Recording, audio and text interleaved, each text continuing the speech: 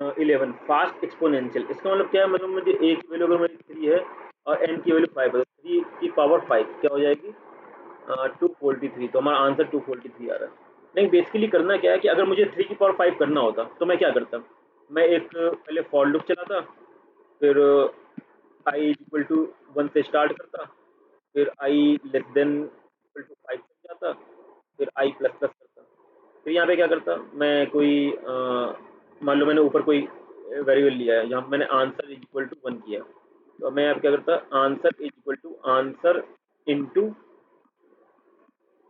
3, अब मैं इसको करता। तो पहले क्या होता, यहाँ पे आता आंसर 1 इंटू 3, यहाँ पे क्या आंसर में स्टोर होता 3, फिर जब सेकेंड टाइम चलता तो फिर से 3 इंटू 3 होता तो 3 स्क्वायर होता, फिर थर्ड टाइम चलता तो 3 क्यूब होता, 4 होता, तो पूरा इसकी टाइम कॉम्प्लेक्सिटी क्या होती है, बिग ऑफ एन।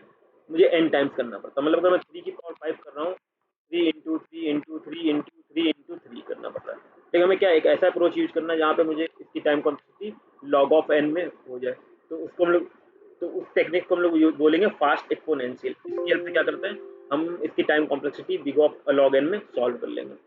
तो इसको तो पहले मैं डिलीट करता हूँ, सेलेक्ट, डिलीट। तो हम लोग कैसे करेंगे हम लोग देखते हैं। तो सबसे पहले तो क्या करना है कि मान लो मेरे पास ए की पावर एन है, मतलब कि 3 की पावर 5, तो मैं क्या करूँगा, जो एन है एन की वैल्यू को मैं बाइनरी में कन्वर्ट कर लूँ। तो बाइनरी में कन्वर्ट करूँगा क्या हो जाएगा, 101। तो मैं इसको इस तरह से ऑब्जर्व करूँ कि अगर मैं पहले 101 को मैं नोटिस करूँ तो इसको मैं लिखूँ 3 की पावर, स्टार्ट कर दो पीछे से, इसको 3 की पावर 1 प्लस इंटू 1, 3 की पावर 2 इंटू 0 प्लस 3 की पावर 4 इंटू 1। तो इसको अगर मैं ऐड करूँ तो 3 की पावर 4, ये तो जीरो होगा, किसी में जीरो कर दो, 3 की पावर 1 क्या हो जाएगा, 243।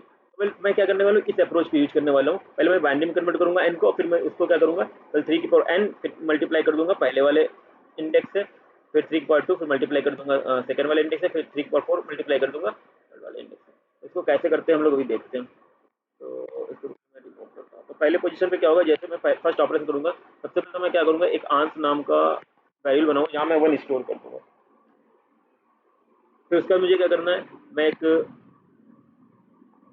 वाइल लूप चलाऊंगा जहाँ पे मैं इस परफॉर्म को करता रहूंगा, जहाँ पे मेरा एन कब तक चलता रहेगा, जब तक मेरा एन लेस देन 0 रहेगा।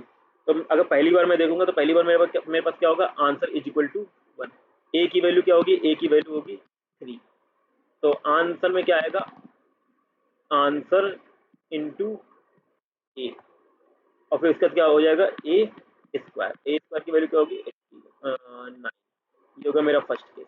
फिर इसका जैसे सेकंड बार आएगा तो क्या होगा, अब अब मेरा ए की वैल्यू क्या हो चुकी है, क्योंकि जो मेरी ए की वैल्यू है उसको मैं ए में स्टोर कर लूंगा, ए इंटू ए करके। तो अब मेरी ए की वैल्यू 9 हो चुकी है, आंसर की वैल्यू क्या होगी, आंसर इंटू ए। तो अब इस समय मेरा आंसर क्या होगा, इस समय मेरा आंसर 0 है, फिर इस समय मेरा चलेगा नहीं, क्यों, क्योंकि इस समय जो हमारा सेकंड पोजीशन पे उस पे 101 पे ये क्या है, ये 0 है, तो 0 इंटू अगर मैं किसी भी पावर करूंगा तो वो क्या होगा, वो 0 हो जाएगा।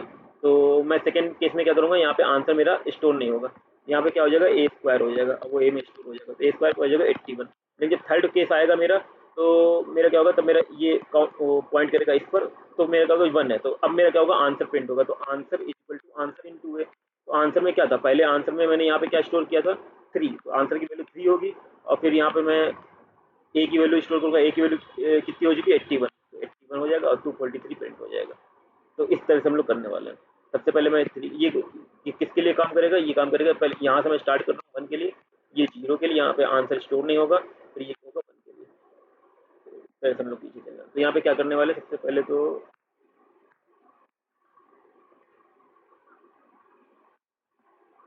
मुझे आंसर नाम का वेरिएबल बनाना होगा, वहाँ पे 1 स्टोर करना पड़ेगा, मुझे वाइल लूप चलाना होगा, जो क्या होगा, एन लेस देन 0 होगा।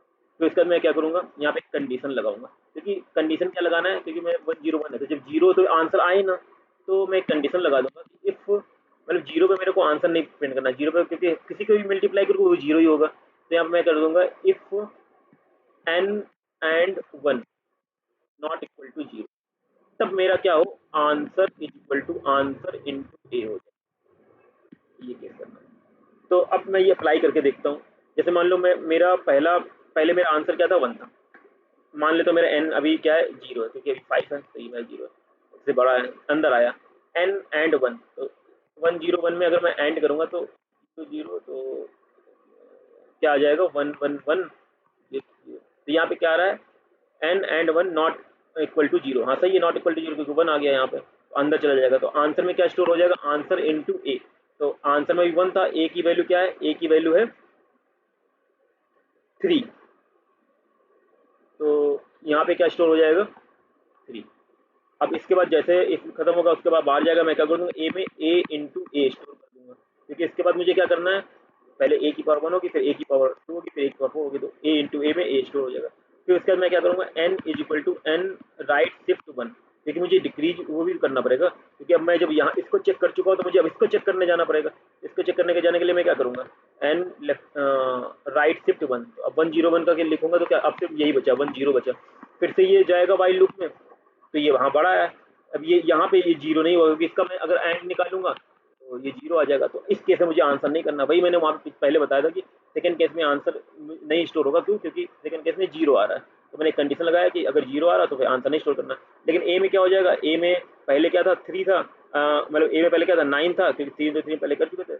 अब क्या होगा, अब ए की वैल्यू 9 हो चुकी, तो 9 इंटू 9 क्या हो जाएगा, 81। तो अब ए में स्टोर हो जाएगा 81। और फिर एन ग्रेटर देन 0, तो 10 का अब क्या बचेगा, सिर्फ 1 बचेगा। अब फिर से यहाँ पे चेक करेगा, हाँ बड़ा है, यहाँ पे नॉट इक्वल टू 0, हाँ 1 है, नॉट इक्वल टू 0 आंसर आएगा। तो आंसर में आंसर इंटू ये, तो आंसर में अभी क्या स्टोर था, आंसर में अभी स्टोर था 3। और तो यहाँ पे 3 इंटू ए में क्या स्टोर है, 81। तो क्या प्रिंट हो गया 243। फिर नीचे आएगा और ये क्या कर देगा, ए अब 81 इंटू 81 कर देगा, और ये एन राइट शिफ्ट 1। तो अब तो फिर 0 हो गया, तो फिर अब वाइल लूप चलेगा ही नहीं। ए के अंदर हो जाएगा 81 इंटू 81, तो आंसर के अंदर हो जाएगा 243। जब हमें प्रिंट क्या कराना है, आंसर प्रिंट कराना है, तो हम रिटर्न कर देंगे आंसर। तो इस तरह से हम लोग करने वाले हैं। यहाँ पे ये प्रोग्राम किया है, आंसर इक्वल टू 1 पे स्टोर किया है, और वाइल लूप चलाया एन ग्रेटर देन 0। फिर मैंने एक कंडीशन लगाया कि ये कब हमें आंसर प्रिंट करना है, कब नहीं करना है, क्योंकि अगर 0 आए तो नहीं करना है, 1 आए तभी प्रिंट करना है। तो यहाँ पे मैं फिर ए, ये तो मेरा ए तो स्टोर होता ही रहेगा, ए इंटू ए तो होता ही रहेगा, 3 1 3 2 3 4 ये तो होता रहेगा, 0 हो या फिर 1 हो, ये मुझे करते रहना है। फिर यहाँ पे मैं इसको राइट शिफ्ट करता रहूँगा, जिससे मैं क्या करूँगा, एल एच बी, एक होता है एल एस बी और एक होता है एम एस बी। तो एल एस बी हमें चाहिए, एल एस बी जब भी चाहिए होता है तो क्या करते हैं, राइट शिफ्ट यूज करते हैं। तो यहाँ से हम क्या राइट शिफ्ट यूज करेंगे, या फिर कंडीशन चेक करते रहेंगे, आंसर में जो फाइनल वैल्यू स्टोर होगी वहाँ पर रिटर्न हो जाएगा। यहाँ पे क्या रिटर्न होगा, 243।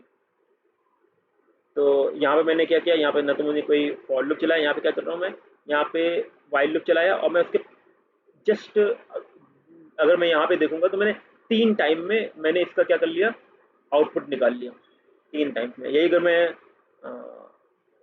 नॉर्मल अप्रोच से करता तो मुझे N into N into N into मुझे 5 टाइम लगते, अभी मैंने 3 टाइम लगे। तो मैं क्या कर रहा हूँ, यहाँ पे जस्ट उसको बाइनरी में कन्वर्ट कर रहा हूँ। तो जब भी मैं बाइनरी में कन्वर्ट करता हूँ 2 की पावर के फॉर्म में कन्वर्ट होता है। इसका मतलब क्या है, इसकी टाइम कॉम्प्लेक्सिटी कितनी हो जाएगी, लॉग एन। इसकी टाइम कॉम्प्लेक्सिटी होगी लॉग ऑफ एन। इस तरह से प्रॉब्लम को सॉल्व